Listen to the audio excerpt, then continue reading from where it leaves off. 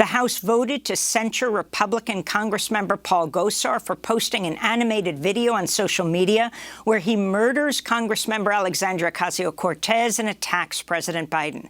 Just 2 Republicans voted in favor of the censure: Adam Kinzinger, who says he's not going to run again, and Congressmember Liz Cheney.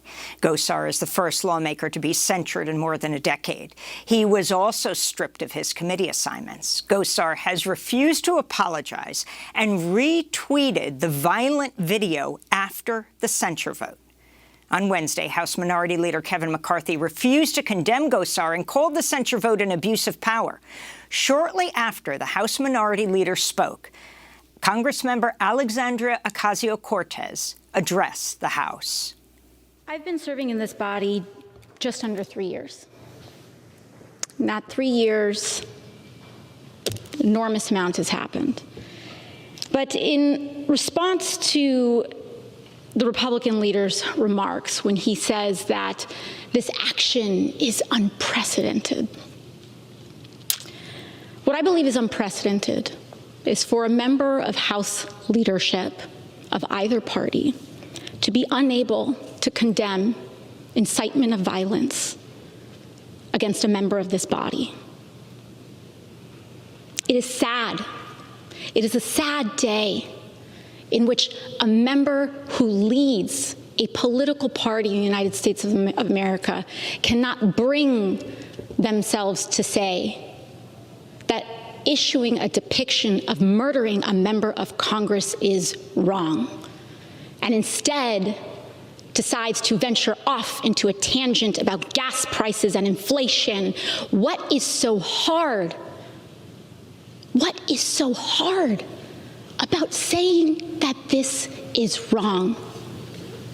This is not about me. This is not about Representative Gosar, but this is about what we are willing to accept. Not just the Republican leader, but I have seen other members of this party advance the argument, including Representative Gosar himself, the illusion that this was just a joke, that what we say and what we do does not matter so long as we claim a lack of meaning. Now, this nihilism runs deep, and it conveys and betrays a certain contempt for the meaning and importance of our work here. That what we do, so long as we claim that it is a joke, doesn't matter. That what we say here doesn't matter. That our actions every day as elected leaders in the United States of America doesn't matter. That this chamber and what happens in it doesn't matter. And I am here to rise to say that it does. Our work here matters. Our example matters. There is meaning in our service. And as leaders in this country, when we incite violence with depictions against our colleagues, that trickles down into violence in this country. And that is where we must draw the line, independent of party, identity, or belief. It is about a core recognition of human dignity and value and worth.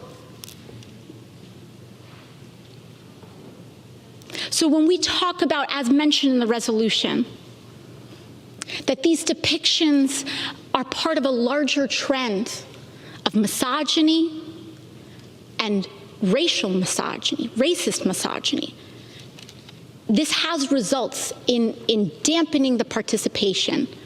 And so this vote is not as complex as perhaps the Republican leader would like to make folks believe. It's pretty cut and dry. Does anyone in this chamber find this behavior acceptable? Would you allow depictions of violence against women, against colleagues? Would you allow that in your home? Do you think this should happen on a school board, in a city council, in a church? And if it's not acceptable there, why should it be accepted here?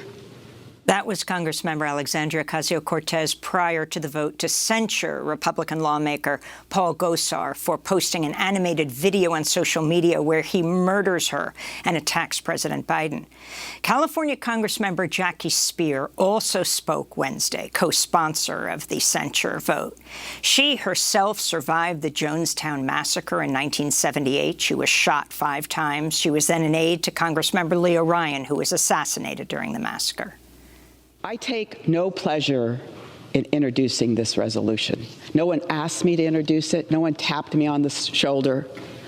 I am a victim of violence. I know what it's like. I also was in the gallery clamoring for life when the shots rang out in the Speaker's lobby. We're here today because a sitting member thought it was okay to post a deranged animated video of himself killing a fellow member of this House and also attacking the President of the United States. That video has been seen by 3 million people. It was up for over 2 days before it was taken down. Inciting violence begets violence. Congressman Ocasio-Cortez has become the go-to subject of the radical right to stir up their base, as too often is the case for women of color. It is disgusting and profoundly unacceptable. Tragically, the minority leader has not condemned the video. For 8 days, he said nothing. Silence speaks volumes. Silence normalizes violence. Violence against women in politics is a global phenomenon. A 2016 survey by the Interparliamentary Union found that 82% of women parliamentarians have experienced psychological violence, and 44% have received threats of death, rape, beatings, or abductions. The intent of these online threats against women is clear. Silence them, strip them of their power, and discourage them from running for office.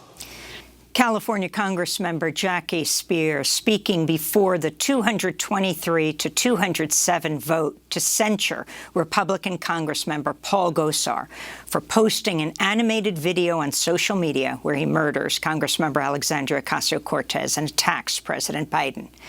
After the rare censure vote, Congressman Gosar retweeted the video.